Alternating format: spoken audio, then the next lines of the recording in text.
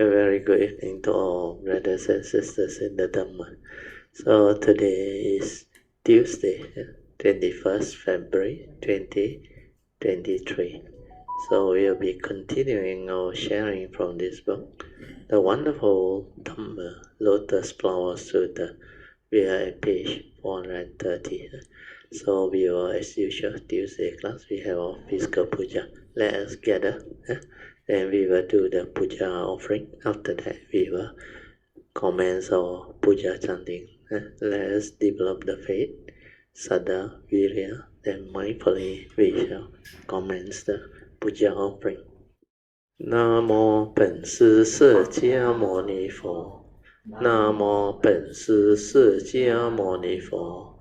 Namo 本师释迦牟尼佛。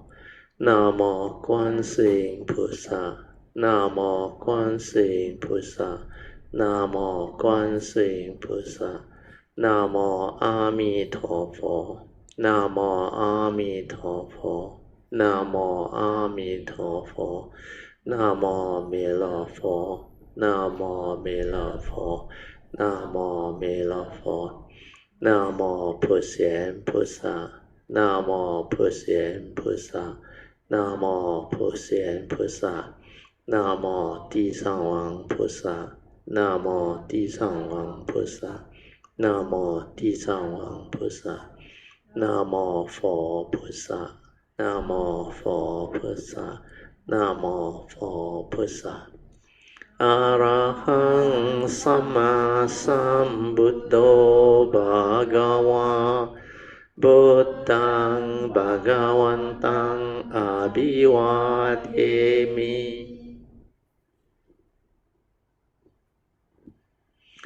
Suwakato Bhagavata Dhammo Dhammaṃ Namasami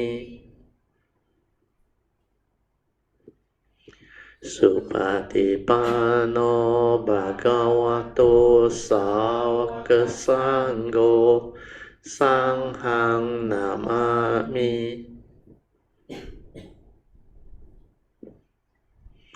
Namo Tassa Bhagavato Arahato Samma Sambuddhassa Namo Tassa Bhagavato Arahato Samma Sambuddhassa Namo Tassa Bhagavato Arahato Sambuddhassa Buddhaṃ Saraṇaṃ Gacchāmi Dhammaṃ Saraṇaṃ Gacchāmi Sanghang Saraṇaṃ Gacchāmi Dutiyampi Buddhaṃ Saraṇaṃ Gacchāmi Dutiyampi Dhammaṃ Saraṇaṃ Gacchāmi Dutiyampi Sanghang Saraṇaṃ Gacchāmi Tatiyampi Buddhaṃ Saraṇaṃ Gacchāmi Tatiyampi Dhammaṃ Saraṇaṃ Gacchāmi Tatiyampi Sanghang Saraṇaṃ Gacchāmi Pāṇātipātā Veramani Sikkhapadang Samadhiyami Adinādana Veramani Sikkhapadang Samadhiyami Kāmesu Micchācāra Veramani Sikkhapadang Samadhiyami Musāvādā Veramani Sikkhapadang Samadhiyami Surameraya Majjapamadatthāna Veramani Sikkhapadang Samadhiyami Sadhu, sadhu, sadhu. Okay, let us turn to page 3 of the chanting book. Padipa Puja, offerings of light. Ganna sarapa dittena dippena tamadangsina Diloka dipang sambuddhang Pujayami tamonodhang Ganda sambara yutena Dopena hang sugang hina Pujaye pujaniyang tang Puja bhajana mutamang Vanna kanda guno petang Etang kesuma santatin Pujayami munindasa Siri pada sarorohe Pujamin buddhang kesumena nena Punnena matena ca hotu mokhang Pupang milayati yata idang me Kayo tata yati vinasa bhavang Adivase tuno bante Paniyang parikapitang Anukampang upadaya Patigan hatu mutamang Adivase tuno bante Pale parikapitang Anukampang upadaya Patigan hatu mutamang Adivase tuno bante Bojanang parikapitang Anukampang upadaya Patigan hatu mutamang. Now we'll chant the Puja aspiration based on our understanding of the significance of all these Puja offerings. Significance of offering of light. May this offering of light to the Buddha brings forth the causes and conditions to illuminate our mind and help arise the needed clarity and understanding to dispel all darkness or ignorance therein. Significance of offering of water. May this offering of pure, clear, cool water lead us to the pure, clear Dhamma that cools and doses out the fires of all defilements within our mind. Significance of offering of incense. May our morality, virtue, and understanding shine forth far and wide, just like the fragrance of this incense, which we are offering to the Blessed One, who is perfect in wisdom and virtue. Significance of offering of fruits. May this offering of fruits remind us of the Dana Parami of generosity and the fruit of our karma, so that we will diligently strive on with heedfulness to attain the path and fruition as soon as possible. Significance of offering of flowers. May this constant offering of flowers to the Blessed One strengthen our faith and constantly remind us of the impermanence of this body, so that we will diligently and sincerely strive on to cultivate Sila, Samadhi, and Panya, leading to ultimate liberation, the born-free Nibbana. Making of overall aspiration. By the power of these merits, born of these offerings, may our spiritual faculties of Saddha, Virya, Sati, and Panya be further strengthened until they become balas or powers. And finally, sharing and transfer merits to all beings. May these merits be shared and transferred to all beings without exception, especially to those who have the condition and affinity to receive them. Sadhu, sadhu, sadhu. Okay, let us now pay respect to Puja. Dang Pujemi. Dhammang Pujemi. Sanghang Puja. Just relax body and mind. Then maintain some form of attention. We will now off the light so that we can have our usual half an hour of awareness-based meditation. Okay. So remember, the first of all, the support is relax. Relax body and mind so that you're completely at ease. Then your mind can settle down, your body can relax to become natural. These are conducive mind state and bodily condition that can allow you to meditate. Then the second support is just relax. After relax is maintain awareness. Maintaining awareness is very simple.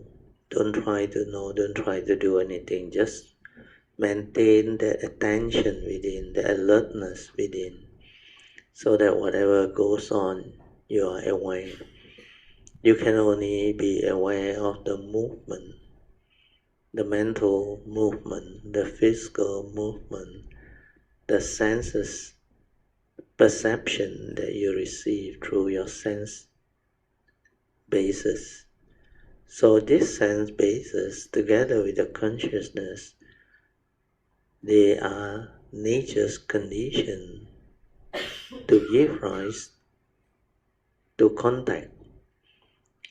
When there is a sharp external sense data or relatively strong sense data, it can be in the form of sound or vibration or any of the movement within nature, like the things that we smell, we taste, or we tactily feel, whether it's hot or cold, environmental condition, then nature's movement and condition. So our senses can pick it up. Then sometimes there can be mental activity within our mind. So all this is how you develop the understanding of who you are, what you are, and how do you know the world, and how do you interact with the world. Basically, it's through our senses together with our mind that can make us conscious of what we see, what we hear, what we smell, what we taste, what we tactily feel and think.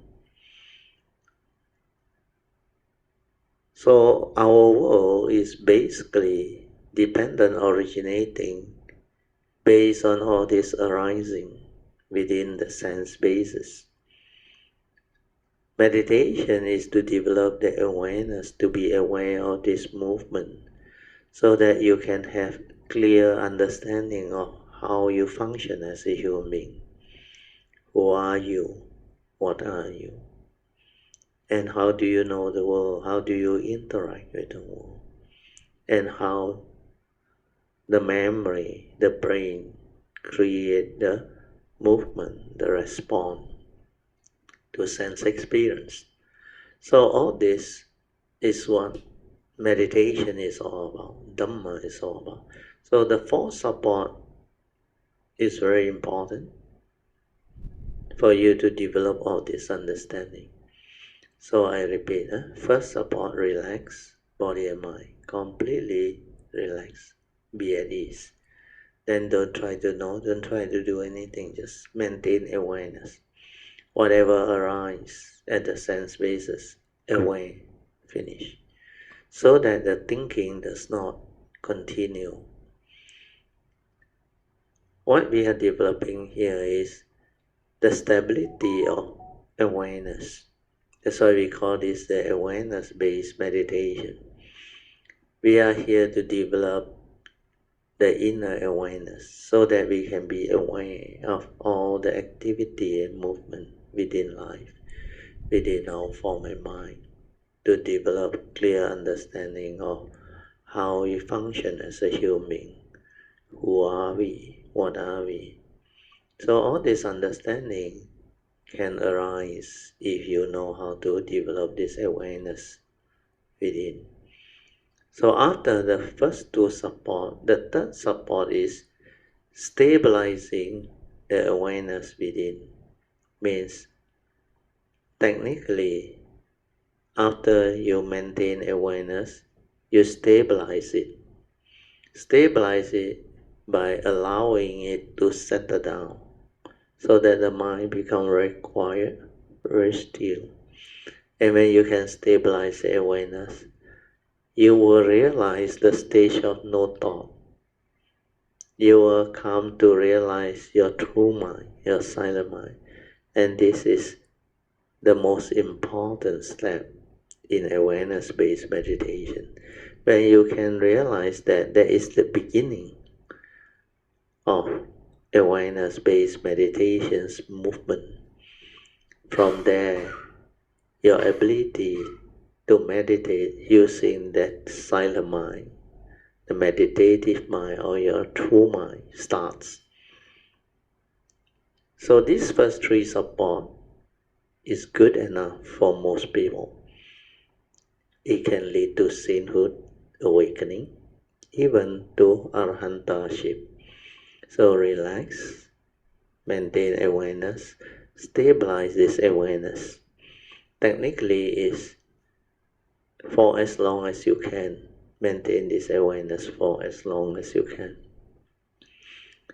Initially is your waking moments, then later on into your resting or sleeping moment when your body rests. Most people would have fallen into the unconscious or subconscious state. They may be going through a subconscious dream state or unconscious dream state, and living being called that sleep. But if you are a cultivator, a meditator, when you have stabilized your inner awareness, the awareness can follow you into your sleeping state. Means while you are resting your mind, going into the sleeping phase. But instead of the normal human nature that lapse into the unconscious and just doze off or sleep, you can maintain awareness to allow the body to rest and sleep. Sometimes you can even hear your own snoring. Then that snoring, the first sound, will trigger off the data for you to receive that hearing consciousness. So upon hearing, the mind becomes aware again. So initially you have to go through this, the training. When you are about to fall into the subconscious or the unconscious and to go into the sleeping mode, normal people will snore. And the first sound, you will be aware. So maintaining awareness is whenever that tactile hearing arises, it makes you conscious. Then your awareness is aware of it. That's why the awareness can be maintained. Then later on, your awareness is so stable, the body can rest, can even snore and do all those movements, go into the subconscious, unconscious movement, and all your mind activity that is going on, you can follow. Your awareness is with it. You are fully aware. To reach that state, you are already very good. So most people cannot do it, but it's okay. You cannot do it. When you are tired, you need to rest. You just rest. So allow it to go into the subconscious or the unconscious and just rest inside there. Don't try to know, don't try to do it. Then when you arise from it, you will be fresh. But if your awareness can go in, it's like you didn't sleep. It's like the mind, the awareness, the conscious mind, the awareness behind the whole movement activity you are fully aware. So it's like you didn't sleep. Then you can do that when you come out of it, even after 8 to 10 hours or 12 hours, if you sleep well, your body rests well. But most of the time, you only need about 6 hours or so, 6 or 7 hours, because you are fully aware, fully awake inside there. That's why they call the awakened one.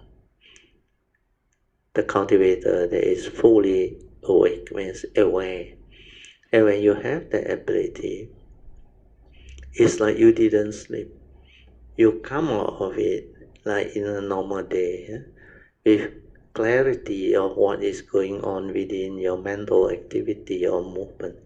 Every of it arising, you are aware. That means your awareness nature is within. Means you are fully aware. Then that type of mind is a meditative mind. It can understand many things. It can insight into phenomena. It can observe silently to understand what is going on within our form and mind. How we stir our mind, how we condition mind states. How we get ourselves entangled before we understand the true Dhamma, before we saw all these things. So all this is what awareness-based meditation is all about. It's very different from other people who do thought-based. Thought-based is normally knowledge-based, a lot to do with memories, using the thought actively. So that one, the thought is still active. You are not silent, you are not aware within. So that type of mind cannot realize the state of Dhamma which is beyond thought, beyond mind. So the true Dhamma which is akaliko can be realized in the here and the now.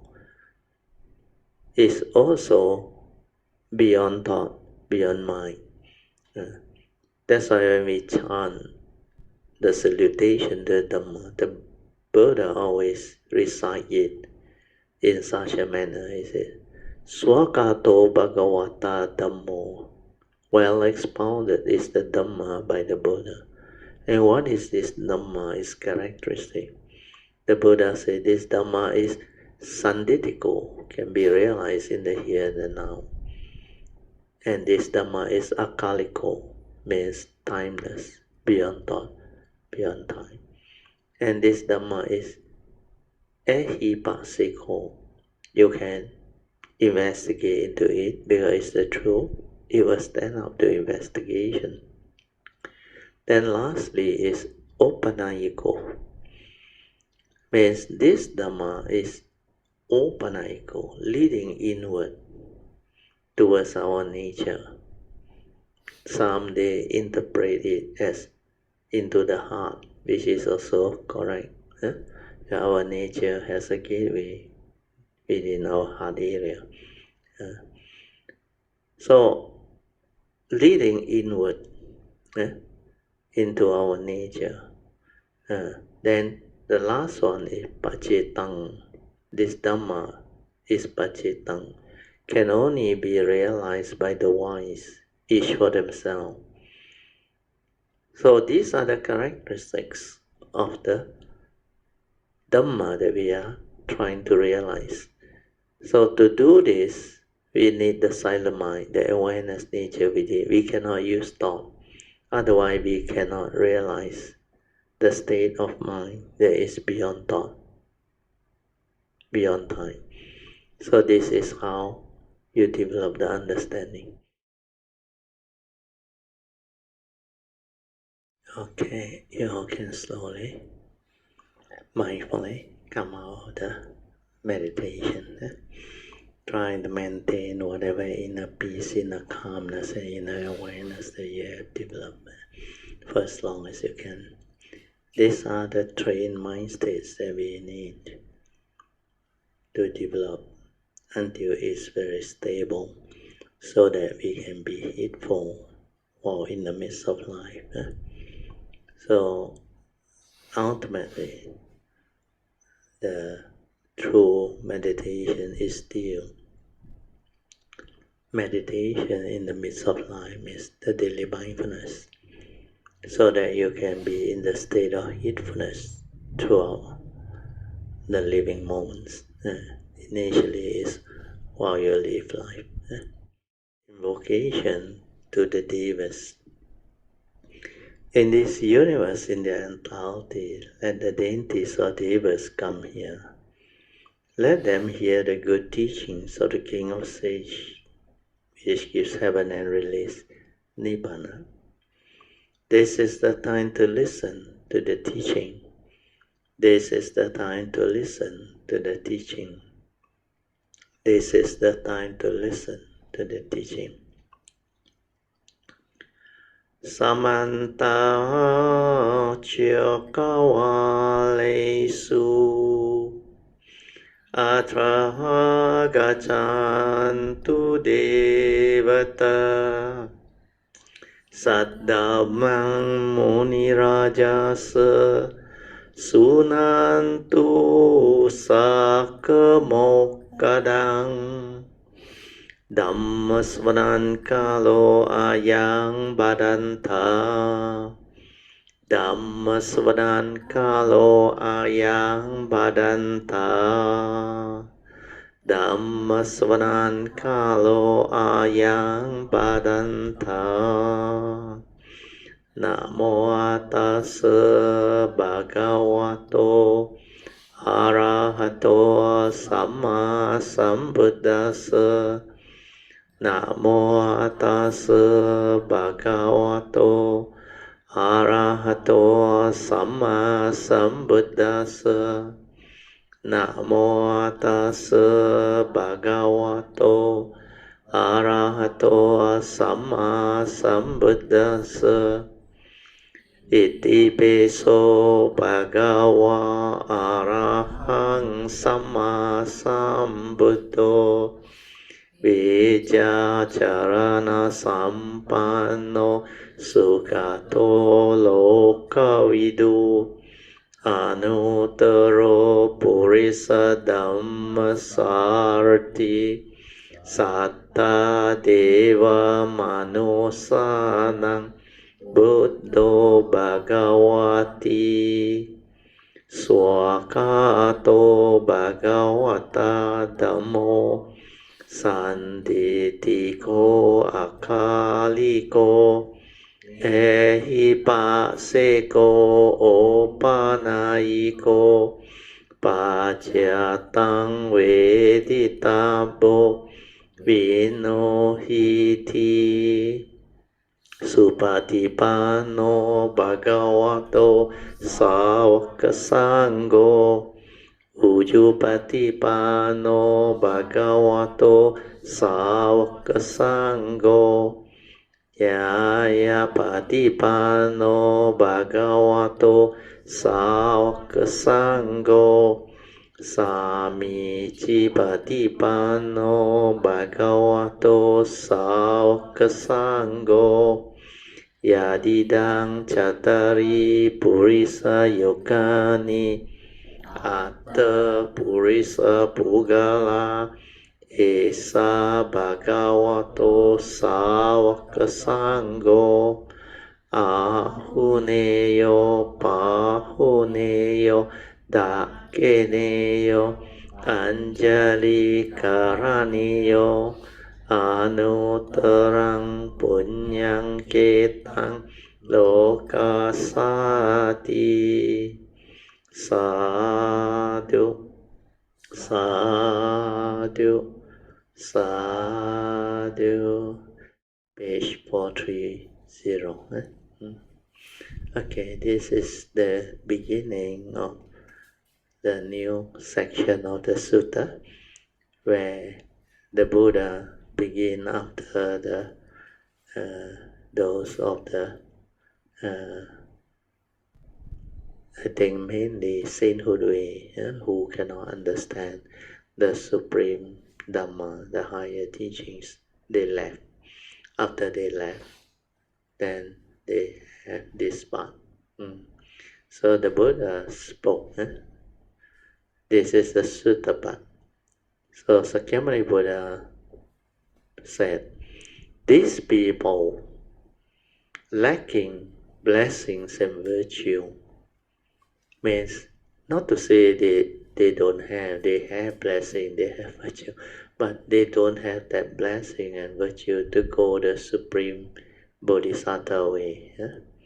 That's why the Buddha said these people who lacking blessings and virtue are therefore unworthy of receiving this type of supreme ultimate Dhamma.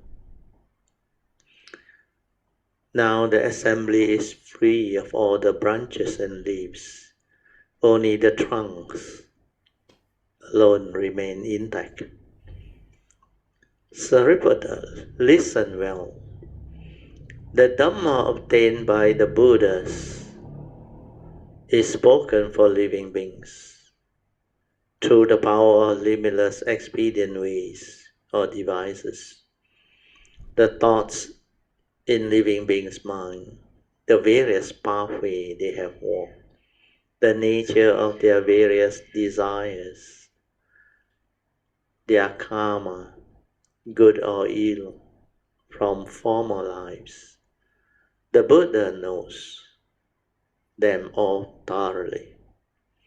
Using conditions, analogies, expressions, and powerful expedient devices or skillful means, I cause them to rejoice. I may speak the sutta, gathas, or past events, or former lives and unprecedented causes and conditions, analogies, or gayas, or the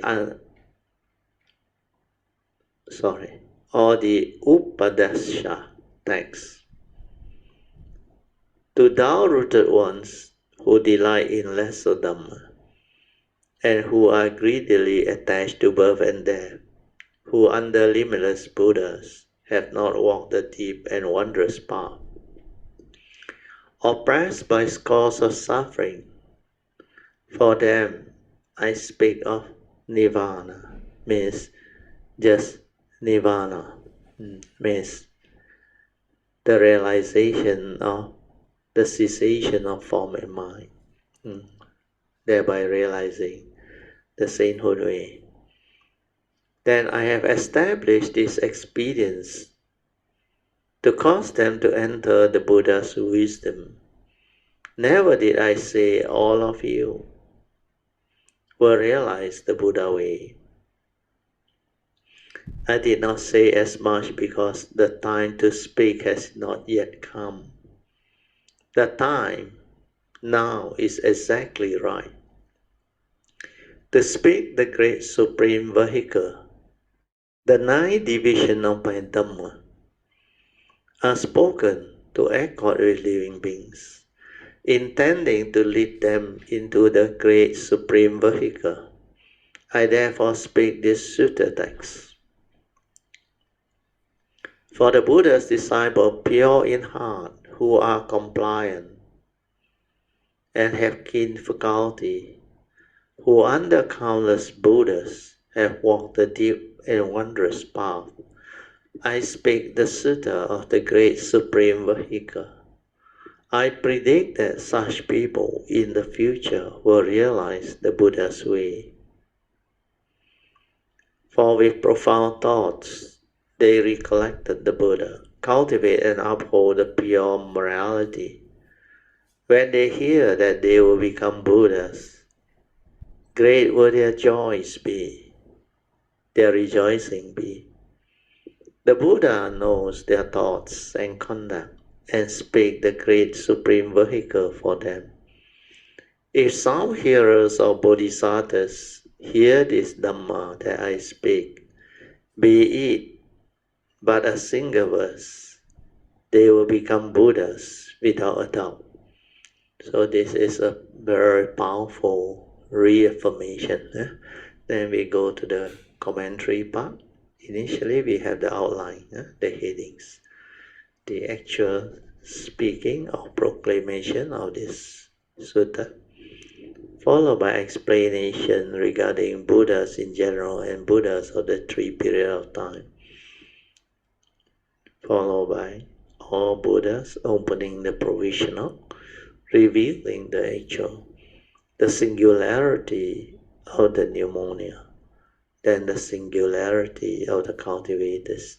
So these are the subheadings. Okay, now the commentaries. We will go through the commentaries by Master Hsuan Hua. So the sutta says, these people lacking blessing and virtue. So Hsuan Hua explained, these people refer to those 5,000 who walk out, those who cannot receive the supreme teachings. They had no blessing and no virtuous conduct.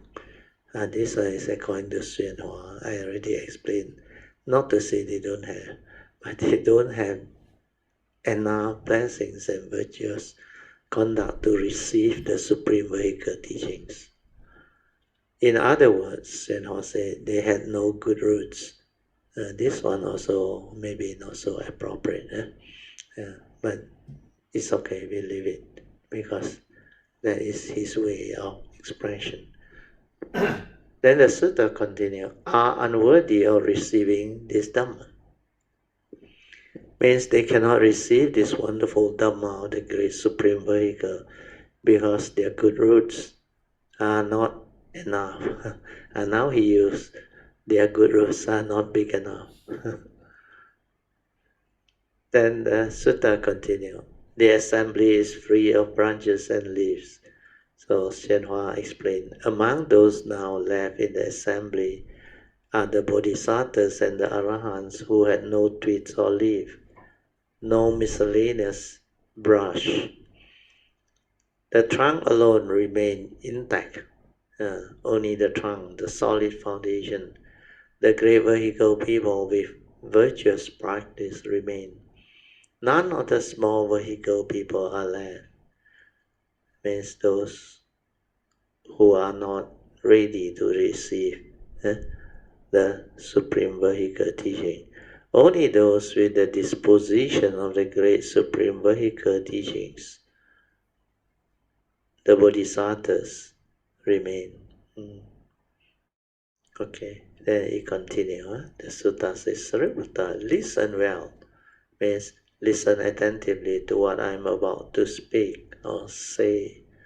The Dhamma obtained by the Buddha means the unsurpassed, extremely profound, subtle and wonderful Dhamma, realized by all the Buddhas of the 10 directions, is spoken for living beings through the power of limitless, expedient ways or devices.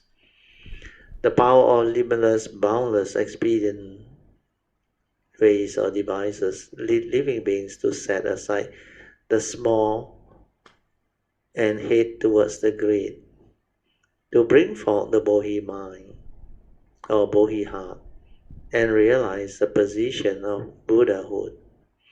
So this Bodhi heart or Bodhi mind is always referred to when going the Bodhisattva way, because there are 5 stages of Bodhi mind development that one needs to go through when you walk the Bodhisattva path. Then Hsuan Hua continues, I use expedient devices to teach the 3 vehicles. Originally, they are not 3 vehicles, they are only provisional teachings. Then the sutta continues, the thoughts in living beings' mind means everything living beings are thinking, the various pathways they have walked, all the different modes of cultivation and practice that they have cultivated. The nature of their various desire means each living being has their own type of craving and desire. Where do those desire or craving come from? From their karma, good or ill, from former lives. Means If they had good karma, the burden of their desire will be a bit lighter. If most of their karma is evil, they will bear a heavier burden of desire. So you can figure it out for yourself. Ask yourself, are my thoughts of desire heavy or light? If they are light, then my good roots are deep and thick. If they are heavy, that means my good roots are weak and thin. What is meant by thoughts of desire?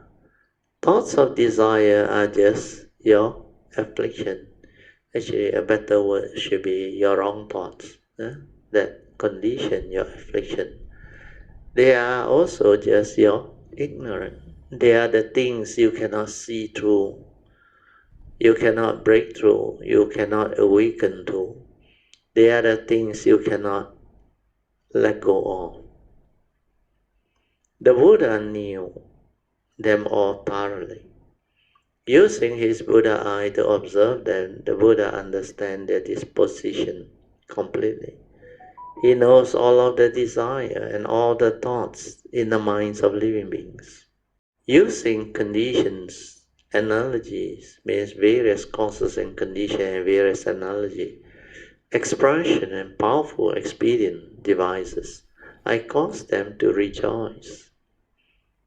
Means when living beings hear the Buddha Dharma, they are extremely happy. I may speak the sutta. Sutra is a Sanskrit word meaning a telling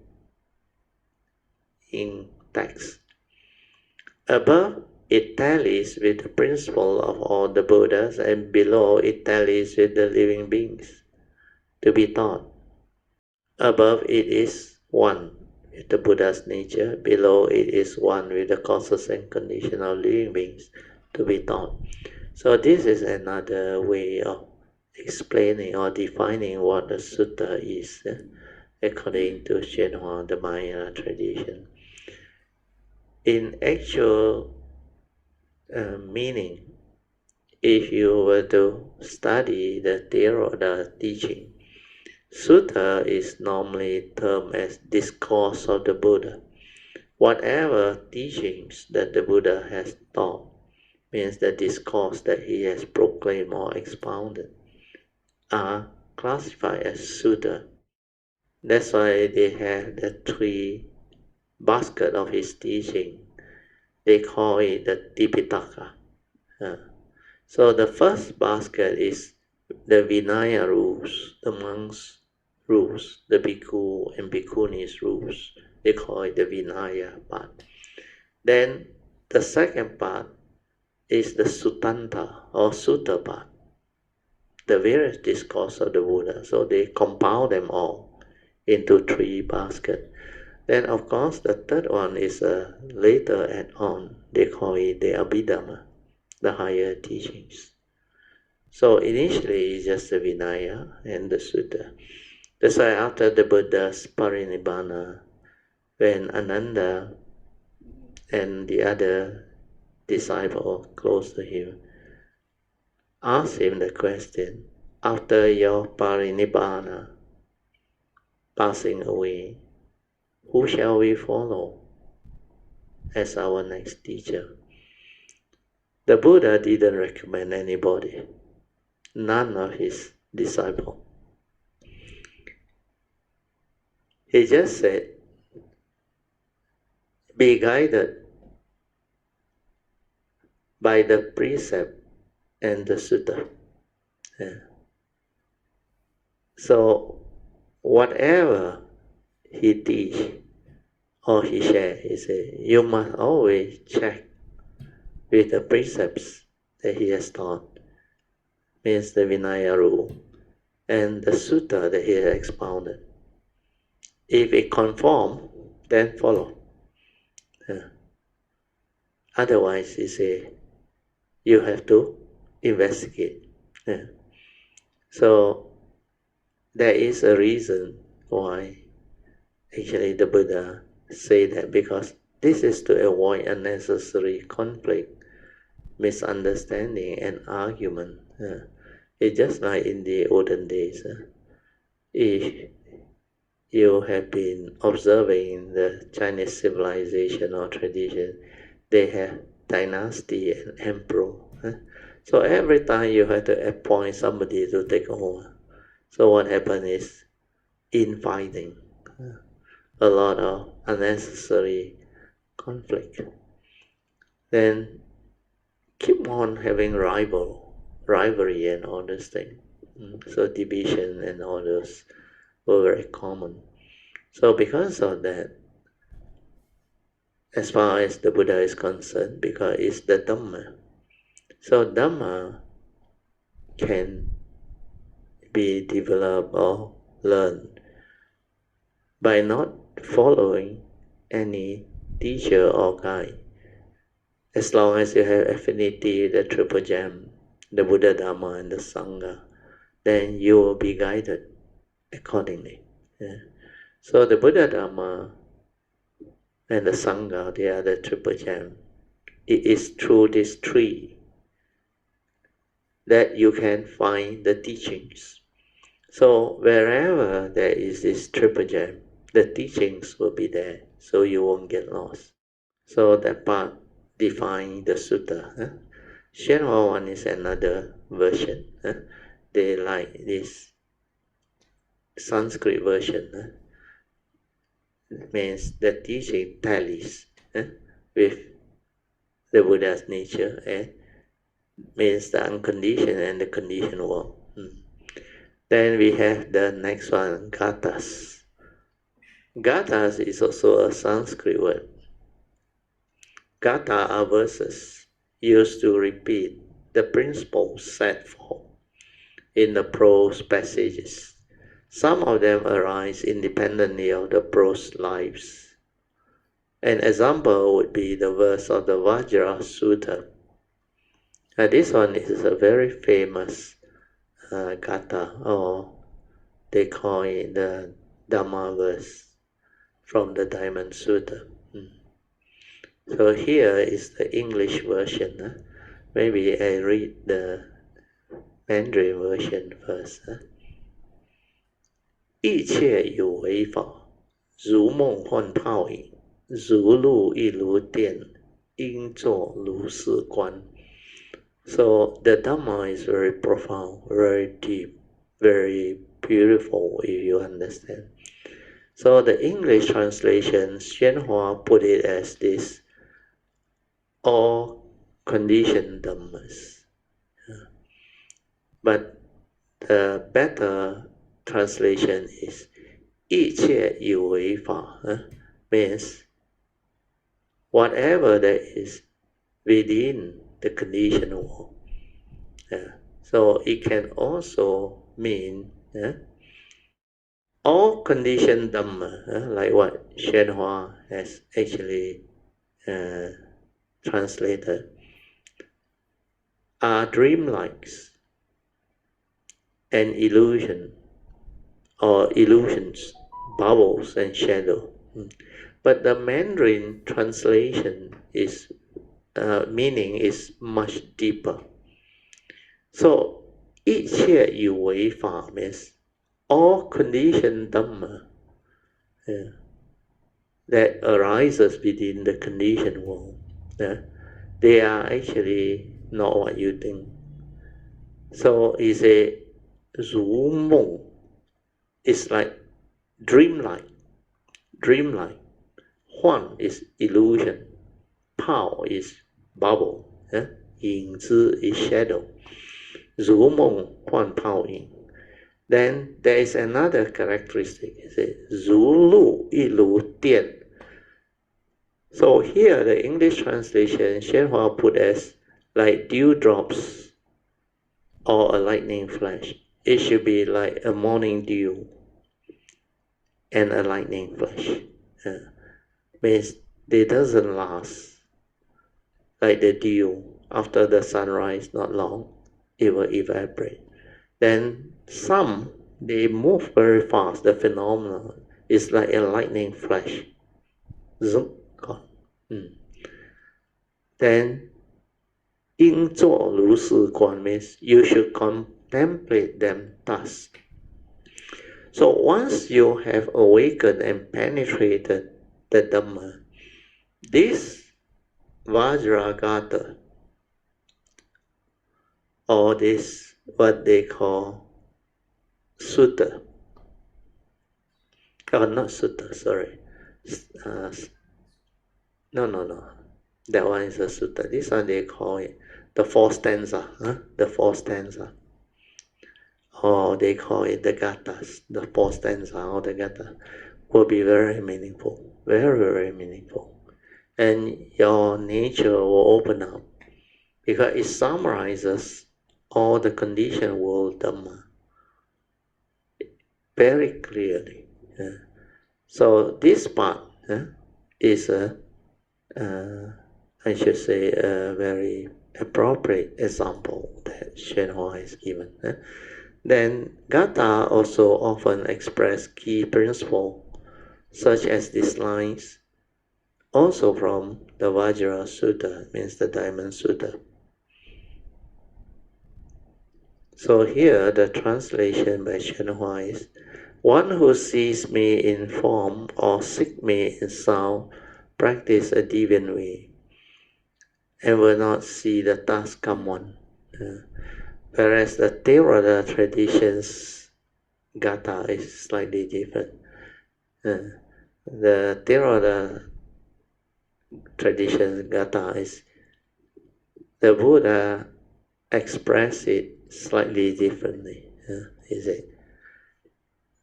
He who sees the Dhamma sees the Buddha. Means if you have penetrated an insight into the Dhamma, means what he has taught you, then you see the Buddha.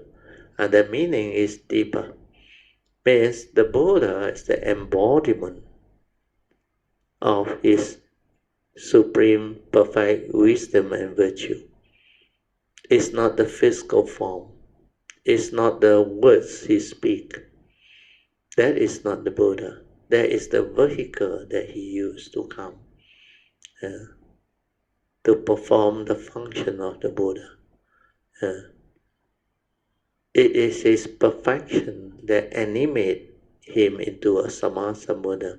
That's why they come out with the teaching of the three Trikaya. The Buddha, they say, has these three bodies, Trikaya. First is the physical body, or they call it the functional body of the Buddha, Nimana Kaya. So that one is the physical form of mind. Then you have the Sambhogaya Kaya, which is the spiritual body, or his perfection. So initially, the functional body need to meditate, need to cultivate, need to connect to the nature and inherit all the perfection of wisdom and virtue. Then that Sambhogaya Kaya, the spiritual body, join with the Nimana Kaya, which is the functional body. And when these two come together, then it animate that so-called physical body together with the spiritual body to become the Sammasambuddha. Means the fully enlightened one that speaks the Dhamma. That's why the third body, they call it the Dhamma body. The Dhamma body is the combination of the functional body and his spiritual body. These two combined becomes the Dhammakaya. But some people, they make use of the word Dhammakaya differently. Because there is a type of meditation, I think in Thailand, you all might have heard of the Dhammakaya tradition, where they teach you to visualize the Buddha, and they use the word Samma Arahang, and all those things. Visualize that Dhamma body. So all this we need to understand so that we can make do with the understanding so that we are not confused. Okay, we move on. The next part of the sutta is all past events. This refers to stories of the events in the previous life of disciples or bodhisattvas or even the Buddha. Of former lives, this refers to events of past life or the Buddhas. The unprecedented, this refers to story of the events in the past life of Buddhas. Then causes and condition analogies and gayas or gayas. Gayas are verses which repeat the meaning given in the previous prose section, such as the verse being discussed right now, or the Upadesha text. The Sanskrit word Upadesha means a commentary or a discussion of the meaning. Then the next part of the sutta is to dull-rooted ones who delight in lesser Dhamma. The small vehicle people have dull roots. They prefer lesser Dhamma and do not like the great vehicle supreme Dhamma, and who are greedily attached to birth and death. Means they are greedily attached to the revolving wheel of samsara or birth and death. They do not want to part with birth and death. Who under limitless Buddhas in the present of limitless Buddha or the past have not walked the deep and wondrous path, means they did not cultivate the supreme way, the Dhamma which is extremely profound, subtle and miraculous. Oppressed by scores of suffering. This refers to the 8 types of sufferings. Birth, old age, sickness and death, being separated from your loved one, mating with those whom you don't like, and not getting what you seek, and the raging blaze of the 5 grasping aggregate, the 5 skandhas, upadana khandhas. There are also the 3 types of suffering. The suffering within suffering. This one I think we have gone through last time. Dukkha, dukkata. Then the second one is the suffering due to decay, or they call it viparinas nama dukkata, dukkha. Then the last one is Sankara, I think something to do with Sankara, Sankara dukkata. So here is they follow the traditional Theravada text, then they just put this in. But through the Pali words I have already shared with you all earlier on, the meaning is deeper. Then there is a 4th type of very fine suffering which I also have explained. The one only cultivators of the way who are approaching the realization will experience on the very fine suffering. Then the Buddha said, for these people, he said, for them, I speak of Nibbana. Means I just teach them how to realize Nibbana, the single way, finish. The doctrines of impermanence, bliss. Here Chenhua add in the word true self. It's not true self, cessation and purity. I've established this experience. Means I have devised expedient Dhamma to cause them to enter the Buddha's wisdom. To cause all those people who like the small vehicle to attain the Buddha's wisdom. Never did I say all of you will realize the Buddha way. Which means the Buddha said, I never said that the small vehicle people could also become Buddha. No.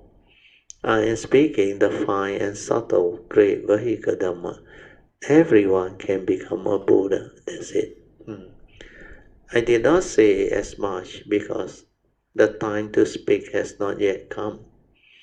So when the Buddha speaks the Dhamma, he first observes the causes and conditions to see whether or not the time is right. Right now is exactly the right time to speak the wonderful Supreme Dhamma, Lotus Flower Sutta. The time now is exactly right to speak the great Supreme Vehicle Dhamma. Then after that, the next part of the sutta is the 9 divisions of my Dhamma are spoken to accord with living beings. The 9 divisions mentioned above are spoken in response to the needs of living beings, intending to lead them into the great vehicle. I therefore speak this sutta text. I first spoke the Dhamma of the lesser vehicle. My aim was to lead them into the great supreme vehicle, and that is why I now speak this sutta now. For the Buddha's disciples, pure in heart, who are compliant and have keen faculties, means they are gentle, mild, intelligent, and wise. They have the seeds, the basic makeup of the great supreme vehicle, who under countless Buddha have walked the deep and wondrous path, means they have been cultivating this Bodhisattva way under countless Buddhas. Why are they compliant and intelligent? It's because in the past, in the presence of limitless Buddha, they practice the profound, subtle, and wonderful Dhamma. I speak the sutta of the great vehicle, means I speak the wonderful Dhamma, Lotus Flower Sutta. I predict that such people in the future will realize the Buddha way. In a future life, they will become Buddhas, for with profound thoughts, they recollect the Buddha. Cultivate and uphold pure morality with hearts of the great vehicle. They cultivate and maintain the Buddha Dhamma and uphold its pure morality. When you hear that they should become Buddha, great will their rejoicing be. The Buddha knew their thoughts and conduct and speak the great supreme vehicle Dhamma for them. Means knowing the thoughts in the mind of these people and knowing the deeds that they have done, the Buddha teaches them the great supreme vehicle Dhamma. If some hearer or Bodhisattva hear this Dhamma that I speak, be it but a single verse, if they hear so much as a single verse, they will become Buddhas without a doubt, means destined, confirmed. They can all realize Buddhahood. There is no doubt about it. So, okay, we will stop here. Okay, we are at page 436. So now we will continue with our second session, which is meditation reporting, followed by whatever question that you may have. You can ask me any question with regards to meditation or the teaching, the Dhamma, and also how to apply these teachings to enable us to understand life and resolve whatever life problem or issue that we may have. The third choice is to share the living Dhamma, means Dhamma in daily life that one had gone through or developed, so that others can benefit from their sharing. Good evening, Pratio and all Kalapitas. It's actually organized by a non-profit organizations, a Buddhist group. Yeah, very good. From the US. They actually they are from the Vipassana group, you see. I was told by Jubilant. So they have conducted many years of these pilgrimages, whereby traveling mainly the Buddhas, I think the 4 holy sites. 4 bodhisattvas and also 8 places, I think. I didn't actually look at the detail of the journey, but it's like, it's about 3 weeks. And the good thing about that is because it's each place you stay about 3 or 4 days, you see. Oh, that's good. So actually it's not very rushed. Yeah, not that hectic. Yeah, not so hectic. And the places that we stay are at the temple.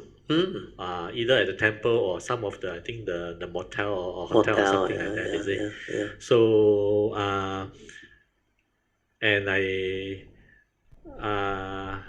that is, I think there will be a tour guide, experienced tour guide, explain about the places. I think a lot of time, I think it's free and easy, you see. Free and easy, whereby after going to a specified place, then they will just let you, do move move around and do things. Then do your own things. Yeah, that's right. So to me, I think this is a very good opportunity for me to develop faith.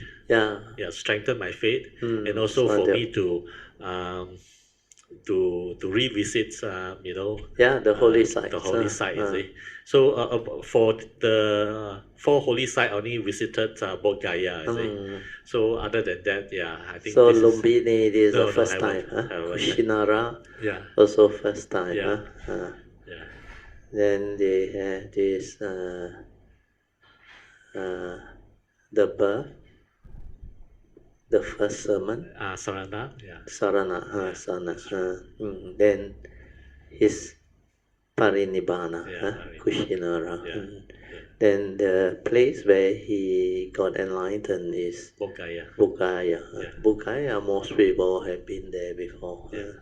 So that place, they say, a lot of people like to go, energy very good. The relics. And that Kushinara, Bodh Gaya, that they call it the temple, or the Chaitya one. That one is very beautiful.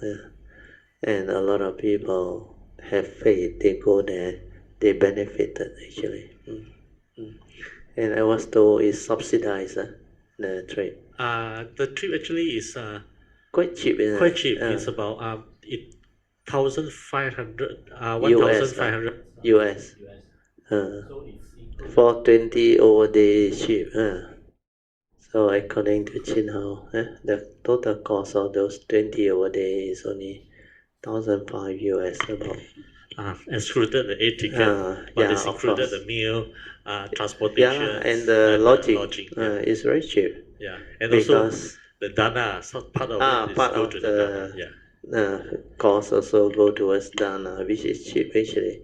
You divide by 20 over days, it's actually very cheap. It costs you about maybe 1.5 times 4 point something, 7,000 plus a bit. Divide by 20 over days. Means costing you only 20 days only. 20 days means 350 ringgit a day. It's cheap with transport, everything. Food, lodging, and transport is cheap. Good.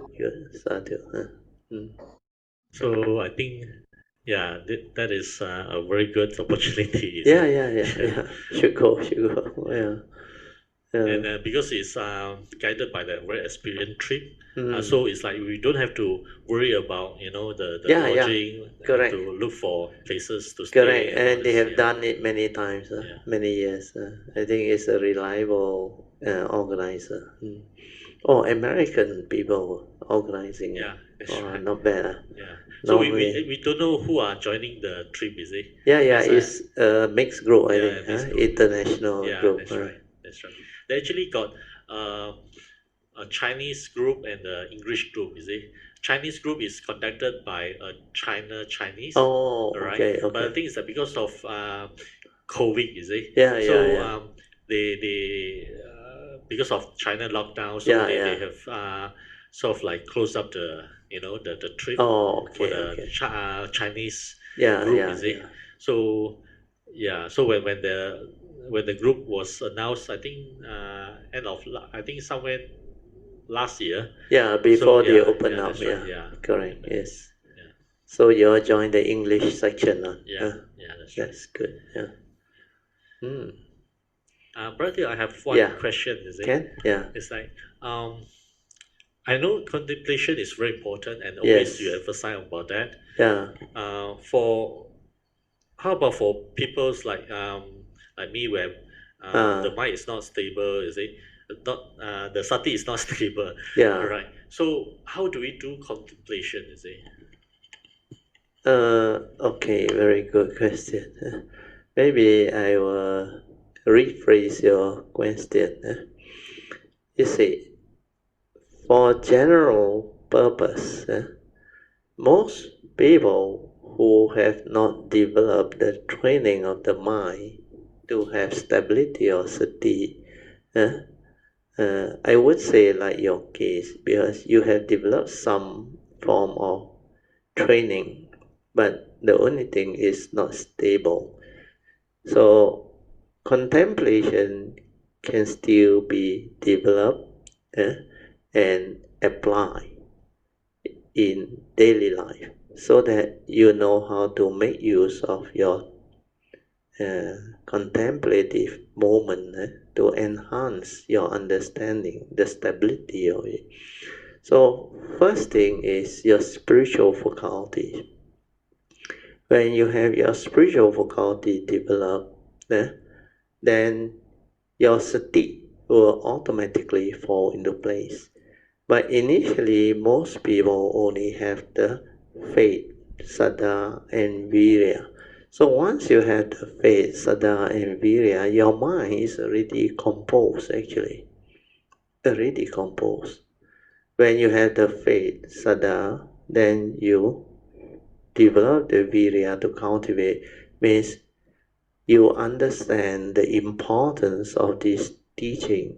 That's why you, through understanding how unique the Buddha is and how wonderful his teaching is. So after realizing this, your faith becomes very strong. Because he is not only enlightened, he is fully enlightened.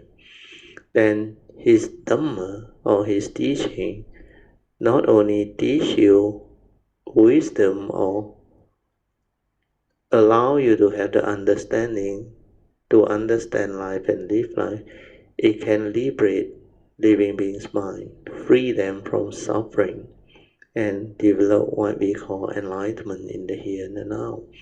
So because of that, your faith is very strong, and that faith actually moves you, develop the spiritual zeal, tenacity to walk this way.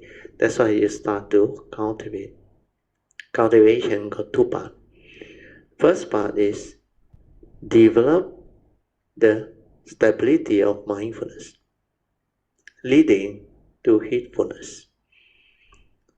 So when you have heedfulness, then you can develop the cultivation of the higher Dhamma. But before that, as per the Abhijja Sutta, you can also develop the first turning, second turning wisdom through constant listening to the Dhamma. So when you listen with faith attentively, you become different. That's why if you can recall in the past, all those who progress, especially Alicia, chase after the recording. So you have to listen attentively with faith, then with that spiritual tenacity, with saddha and virya. Then you reflect and contemplate after you have listened. When you listen, you try to develop clear understanding. So listening is a very important aspect of the training. Avijja Sutta step 2. Opportunity to listen to the true Dhamma means constantly listening. When you listen, you develop new understanding which you have not developed before. Then when you contemplate, reflect and inquire, you stabilize this understanding so that the Dhamma become more clear to you. Then only you can put it into practice, apply it. Yeah. So to apply it, you have to stabilize it first until it becomes like Yoniso Manasakara, the initial wisdom to prompt you, leading to step 4. Then in between, after you listen, then you reflect, you contemplate, then you put it into practice. If it stand up to investigation, your faith becomes very strong. That's how step 3 come about. Then as you continue to reflect, contemplate, and stabilize it, that understanding will deepen until your Yoniso Manasikara become more stable. Then that one will keep on prompting you. I remember what happened to me during my early day training is my faith was very strong because I know what this thing is. The moment I heard the Four Noble Truths, I never turn back. I go all out. Then when I go all out, I look for truth, but I can't find. I read, I listen to Dhamma, I read a lot. Then I try to develop understanding, but I hardly can find a true teaching. But because of my past, I was lucky. My nature know what to do. So even I go for retreat or what, the anapanasati just come there, my mind just settle down. Then later on, when I was in the uni studying, that time I was able to develop very strong, stable anapanasati. Then I, of course, experienced certain type of absorption too, especially the first day when I went to the uni and all those things. Then that first 2 years, first and second year, my course was 4 years, I developed very stable anapanasati until my mind become very calm, very still. Then my mental very strong. Then third year, fourth year, I still retain some of the practices. But when I came out to work, then I don't meditate so much. Then I start seeing my mind got movement again, got craving and desire to do well in my career, to study, do MBA, study law, and expand on my career profile, Then I realized, what is all this? So because of that condition arises for me to recall the teaching. Like the glass of clear water, the Buddha said, if you don't stir it, it settles down, the dust. It's like the water is clear. But when it is stirred, the dust will float again and make that glass of water turbid again. Then I realized what I have done in the past must be the concentration or absorption that suppress the defilement, the 5 mental hindrance. That's why they are all suppressed. Then when I don't meditate that often, I don't develop that absorption or that samadhi or samatha type of concentration, one-pointedness, energy, field. Then this one starts to move again. That's why after that I happened to be very lucky. I met Ajahn Yantra in 1988, I think 87, 88, I think. Before that, 1989. So he was the one that actually shared with me a lot of very good pointers, the Dhammas, that he himself picked up and also from his teacher and all things that he find useful, and I also find very useful, which I have shared in the Heart Sutta book and all those things. I think you all read through, you know. Then from there, I reverse my cultivation to daily mindfulness. So this is the part that I want you to understand. If you don't go back to daily mindfulness, you cannot go beyond. That comes to your mind that I experience is actually a conditioned mind, not a free mind in full awareness. So after I've gone through, I have the understanding. That's why I try to teach you the awareness-based meditation. So what you can do is, before your awareness stabilizes, just like what I did in the early day, because my anapanasati was strong, then it was like most of the time calm, peaceful, quiet. So we call this the creative mind, because the faith also can make your mind calm, composed, creative. So during that time you can contemplate on.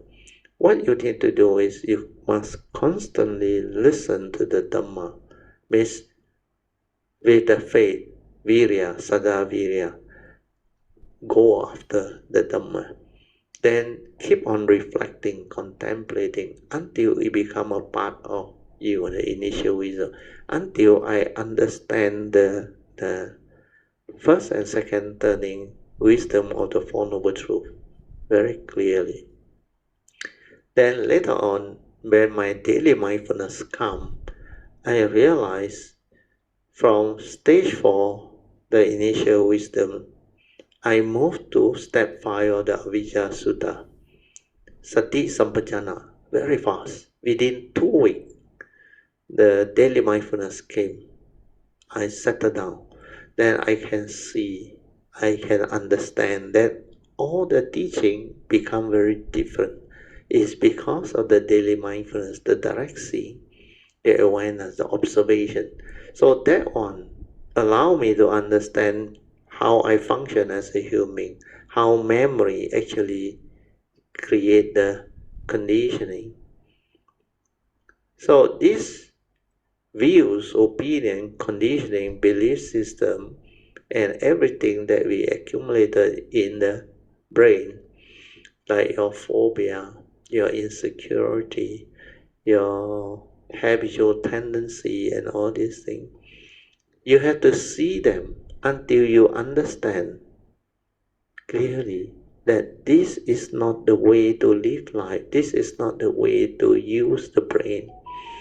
Because acting according to this memory from the brain is not acting at all. We need wisdom to live life, to understand life, to act. That's why from there, I straighten my view. Then I allow this nature to open up. That's why I went into the, what they call, hallmark of feeling. From the awareness, I realized the first hallmark, which is no thought. From no thought, I developed observation, understanding, the daily mindfulness, everything. Then I start to see the living Dhamma. Means from the direct seeing, the silent mind, the awakening, the universal characteristics, everything. Then from there, that mind becomes very different. That mind starts to like awaken to all the universal characteristics and the deep aspect of the teaching. They just surface.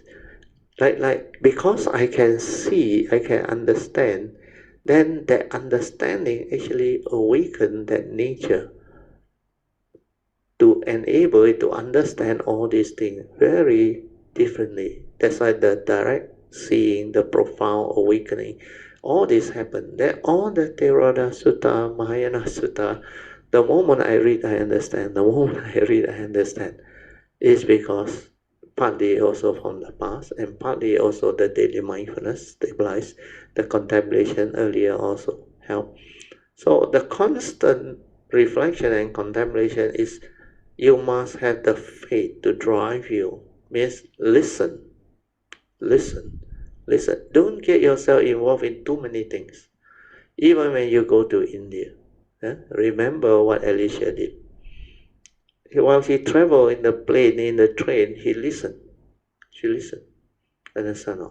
Then there was joy. Because when you listen, you can reflect on life. Then that Dhamma which is related to life will surface. No wonder you cannot understand all this. Where last time you were not able to listen to all this. Where this living Dhamma explain to you clearly how you function as a human being and how you get yourself entangled. And all this is like a shortcut for you. Because instead of you yourself observing, developing the understanding, it's just like the prototype of the car. You don't have somebody who have the prototype and design for you. You just improve on it and use it. It's so much easier. You are the first guy who has to do all the design and come out with a prototype. You know how difficult now, because nobody has done it. You have to understand it. Like my case, my nature have to understand it. Because my teacher didn't really teach me all those things. They just share with me those things that have helped them, the pointers and all things. But the moment I hear truth, I listen, I can understand, because the nature from the past has this ability, and this is how I give. My nature give, and when my nature come, it will receive the same way. So as far as I'm concerned, this is how I did it. But for your case, like I explained, constant listening, then reflect and contemplation is very important until it become a part of you. Then you stabilize your mindfulness. That one you got no choice until your daily mindfulness become very stable. Then you will progress and you will move very fast. Do not doubt. The doubt is a mental hindrance. When you have faith, the saddha and virya will drive you. And don't allow the thought to tell you, "Ayo, I have not stabilized my sati. I don't have this ability to contemplate." No, contemplation doesn't need that stability of sati. When I did contemplation in the early day, to stabilize the understanding, the first turning, second turning, I have not developed the stability of daily mindfulness yet at that time. So you don't need. But once you have, like Alicia, they are opposing, they are constantly listening, and with a open mind, like develop the clear understanding. The moment you understand, you try to reflect on it, contemplate on it, and stabilize the understanding until you can apply it, understand, until it can become a living reality. Means every time you encounter something, let this contemplative wisdom or initial wisdom prompt you to act. So you act according to Dhamma understanding. Means all the wisdom that you have developed through listening, like even just now the Dhamma Sutra, 一切以为法，如梦幻泡影，如露亦如电，应作如是观. Means you have to contemplate it such. Because within the conditioned world, everything is conditioned Dhamma according to the Buddha in the Dhamma Sutra. And what are conditioned Dhamma? Conditioned Dhamma are dependent originating Dhamma. Dependent on causes and conditions, it arises. When causes and conditions continue to sustain itself, then it continues to exist. But when causes and conditions cease to be, it ceases to be. So, if it's conditioned Dhamma, then how can it be a permanent, unchanging entity? Well, it follows condition. It flows and moves with condition. In no condition, nothing arises. And that is the understanding. So, if it's not a permanent, unchanging entity, then what is it? That's why he said it's like your sankhara creating dream state when you at night sleep. The subconscious and the unconscious movement. These are just like dream state. 如梦. Huan is, it creates illusion for you to attach, cling and grasp and give meaning. Then like a bubble, pop, gone, that is how, like feeling, arise, pass away, arise, pass away. So feeling is like bubble. Consciousness is like bubble, arise and pass away. So perception also same, arise and pass away. So everything is 如梦幻泡影. Shadow means if you don't have the awareness, it will continuously haunt you, follow you like your shadow. suffering will follow you like your shadow that never leaves you, because you don't understand, you don't have the wisdom, you don't have the sati, awareness to see, to straighten your view. So all this become very clear. Then all these phenomena, although dreamlike illusion, and also like a bubble and a shadow, they are also impermanent in the sense that like a morning dew and a lightning flash, and most of them passes by very fast like a lightning flash. So no reality, like I said. What is existence? Existence is equivalent to life. To live life is to go through existence, and existence is time related. So time, we can define the whole spectrum of time into past, present, and future. And we know out of the three, past already gone, no more reality. Future yet to come, also no more reality. So the present moment is the only reality in life, in the here and the now. And what is this present moment? Split second is gone. Split second is gone. The moment I talk about it is gone.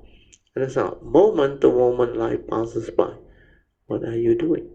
So if it's the only reality, split second is gone, then how real can life be? Every moment is just that moment, pump, gone. That's why like a bubble, gone. Yeah. Then like a shadow, come, go. Yeah.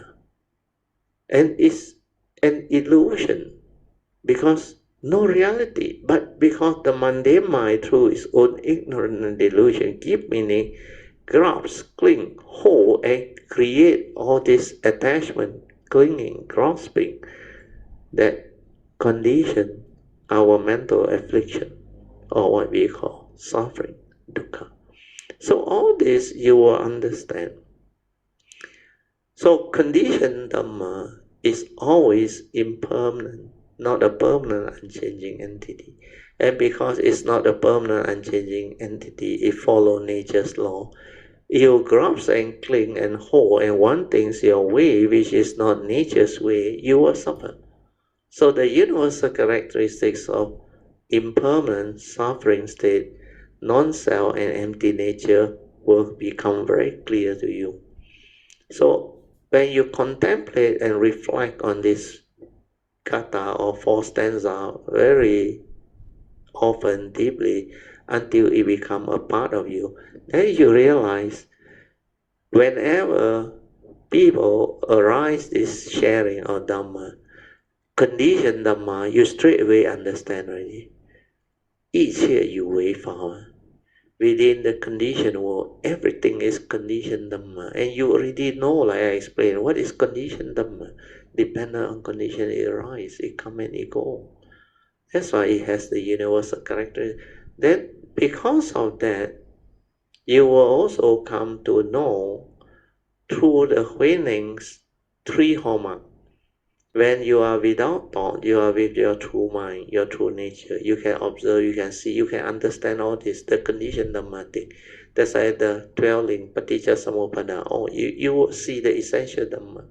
Everything that is taught and shared by the Buddha, the Four Noble Truths is returning, even the 5 spiritual community, you see them all. So once you have this ability to contemplate, reflect, and understand all this, then your mind becomes different. Then you will know how to live life and act. So this initial wisdom will make your mind more calm, more peaceful. Then your daily mindfulness settle down very fast. Because once the initial wisdom is there, you will not stir your mind so often like last time. So going forward to realize step 5, which is sati sampajana, mindfulness and clear comprehension in the midst of life, become very easy. Where your mind does not stir already because of this initial wisdom. So contemplation is very important. Prepare yourself first. Stabilize. Keep on listening to the Dhamma. Then develop understanding, clear understanding. Then go into life. Other things are not important. Even this spiritual trip you go, when your mind has a spiritual faculty, it will draw the energy, it will be able to detect all this holy site, spiritual energy, the whatever great beings, nature's energy. You can draw and detect them, because the spiritual faculty, our nature, is very powerful. When your heart opens up, it becomes sensitive, then the spiritual faculty will transform you to have this ability to be aware from your nature. Then this one becomes sensitive. Then it can draw, it can detect, it can develop faith and understanding. Then when you are there, you just relax, silent, maintain awareness. Continue to reflect, contemplate on the Dhamma. Then the understanding will surface. So to contemplate, to reflect is very, very important. Well, I received the message from no less than 3 or 4 teachers, or I should say, cultivator of the way. He, especially Ajayantra, he reminded me 6 times when I was with him alone. We choose contemplate until very, very clear, and that statement is very true. That's why later on I realized that was the second turning wisdom which I've been doing for so long without me knowing, until 1989 when I awakened. Then only my nature know what that was. So I have been doing the second turning without knowing that it was second turning. So constantly listen and contemplate, reflect, and apply it into life. Then everything you encounter in life through your senses, reflect, contemplate, and allow the Dhamma to surface and act. Don't go back to your memory. Because this one, before you become enlightened, most of it is egoic one, selfish one. And through your fear, your phobia, your views, opinion, conditioning, and belief system, you will act according to the old way one, which is selfish, deluded, and without the initial wisdom or understanding. So you cannot solve your, I should say, life problem permanently. You cannot root it out completely. Maybe it can help you solve some mundane problem or situation, but it does not give you a permanent fix. Means it will not lead to like wisdom that can root it out once and for all. Maybe for a while, like those who have depression, you go and talk to psychiatrists, then they will give you sleeping pill, tranquilizer. Then the other one is they help to like stabilize you when you have panic attack and fear through hormone adjustment. So they will give you those they call drugs that help you stabilize yourself. They know when you have phobia, fear, panic attack, there is this hormone deficiency. Certain type of, I don't know what they call it. There is a deficiency in that thing. Then they let you take that drug that actually build up the thing so that there is no more of this deficiency. Then you won't release that type of panic attack hormone. It stabilizes you back. I forgot what they call it already. There is another word for it. I think it's related to hormone, something to do with the hormone. Your brain there is something that is deficient. Then they know they use that type of drug to stabilize you. They use drug to help you. So all these are not permanent fix. Maybe for a while you can sleep, your insomnia problem is temporary resolved. But in the end, that mental problem or issue not rooted out, it will continue to come back and haunt you. So it's not a permanent fix. So using thought, logic, it can give you knowledge, make you smart, make you quite intellectual. But that one is not wisdom. When you encounter the first noble truth, reality, worldly problem, you cannot resolve one. So you have to go into awareness. Yeah. The awareness to see, to awaken is very important. Okay? Hopefully that will help you. So have faith. Don't go and believe your thought that you haven't stabilized your this one, so you cannot do. No such thing. True constantly. What you have done is already very good. You invoke power of merits for causes and conditions for you to have this ability to reflect and contemplate and stabilize the understanding so that your faith becomes very strong. Then you will progress. Because what you have done is actually already preparing you and very good. But I realize you don't have enough time, because I only recently know from Sui, when you download a video, sometimes you have to wait for 1-2 hours. Then in the morning when you wake up early to upload it, also you have to let it run for 1 or 2 hours. So you are so tired. So when you do the editing that time, maybe you're very full of faith and very hardworking. But that one, you are not listening attentively, because you just want to listen to do the editing, understand? That is not what Elisha doing. Elisha doing, he no need to do all this editing. He just chase Hsuan for the thing. Then he listen. Then he listen attentively. You should spend more time on that. Now, when Sui around, she will help you to do. So you got more time. Understand? So you don't have to rush those editing. Otherwise, you won't listen.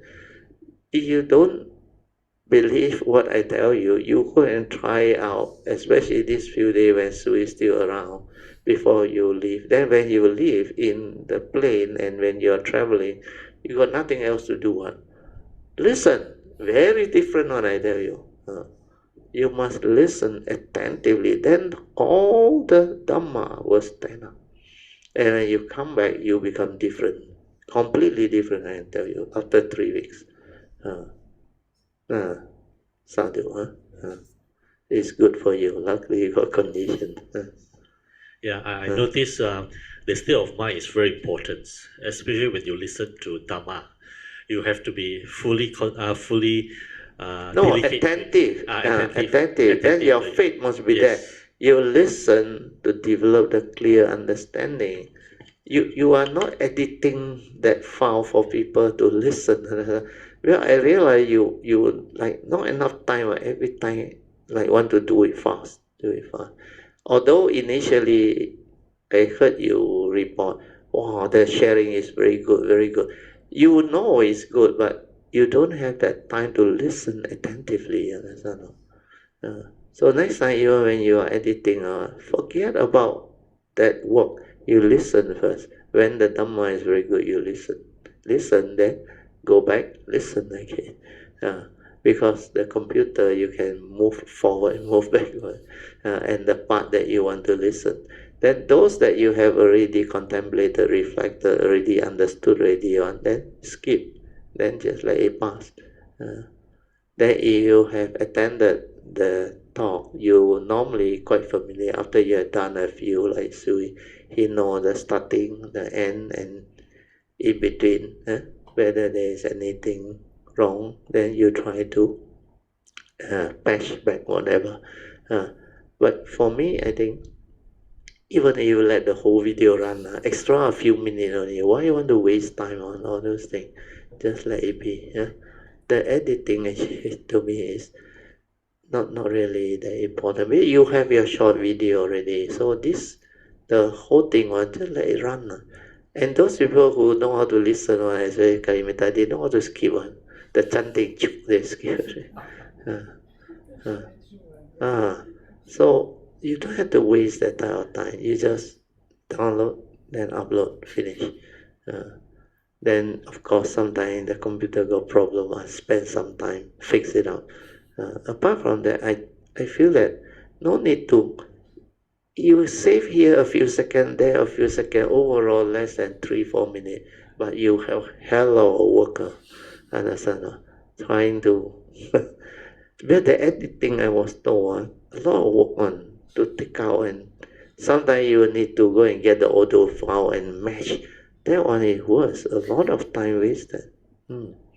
So learn all this and become like, I use this word, work smart, don't work hard. Because you only have so much time. How can you become so hardworking? Hardworking in the wrong direction is actually, to me, is stupidity. Understand? Means you work very hard, like the cow. The cow work very hard, but under people's control. Understand? Finally, go to the slaughterhouse. Understand? So, work smart. You work, but through understanding, through wisdom.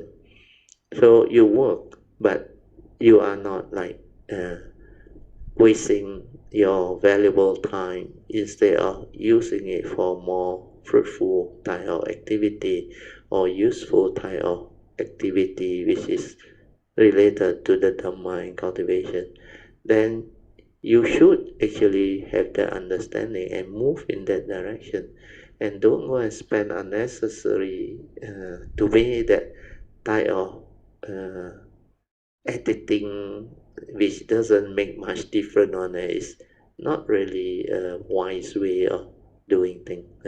So don't worry about the few extra minutes. Let the they are smarter than you. Actually, they cut here, cut down faster. But they used to listen on. They know one. Sometimes I also, when I want to listen to something, I also know where to start. And when I hear like not relevant or not, I just skip one. I don't want to listen. Then sometimes like a lot of social media video, I start, if nothing much, I will skip already. Skip.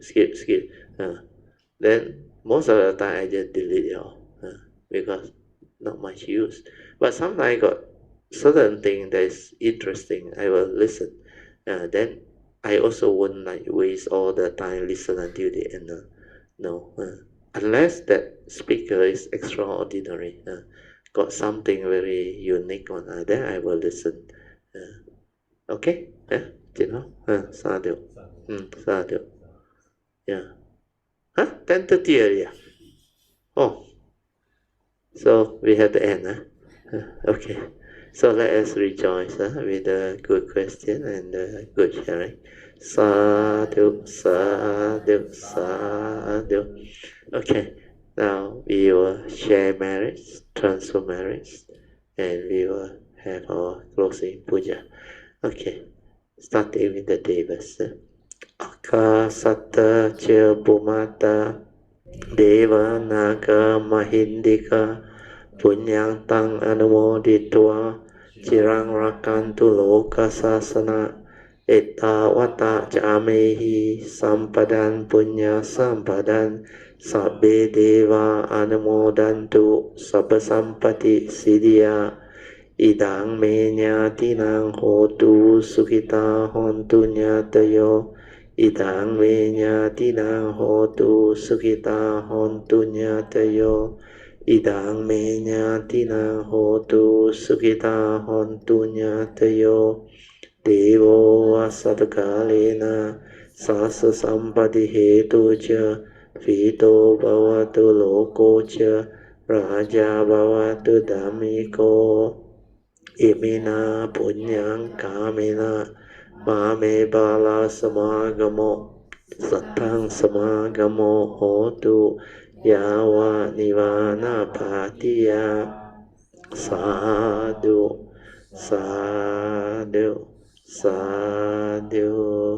Okay, let us pay respect mindfully to Lord Buddha, Kuan Yin Bodhisattva, and all the worthy ones. Then we shall end the whole Zoom sharing. Sadhu. Thank you.